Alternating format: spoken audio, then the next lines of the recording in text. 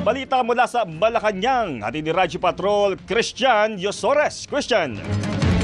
Jeff, kumpiyansa ang pamahalaan na pagbibigyan ng Amerika ang hirit ng Pilipinas na palawigin ang waiver para patuloy na makapag-angkat ang bansa ng langis mula sa Russia.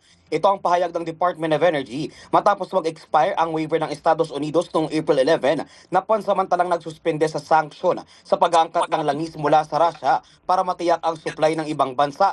Sa press briefing dito sa Malacanang, sinabi ni Energy Secretary Sharon Garin na hinihintay pa ng pamahalaan ang tugon ng United States government matapos ay pag-ugnayan ng Philippine Ambassador kaugnay ng hirit na extension. Gayunpaman, bukas niya ang pamahalaan sakaling hindi pagbigyan ng Amerika ang hiling at tiniyak na may iba pang option o importe ng mga langis gaya ng Colombia, Argentina at iba pang bansa sa South America, pati na ang Canada at mismong Estados Unidos. Paglilinaw ni Secretary Garin, nais lang ng pamahalaan na manatiling bukas ang Russian window para maraming pagpilian ang pamahalaan sa pag-aangkat ng langis pero hindi nangangahulugang nakasandalang sa isang bansa ang Pilipinas.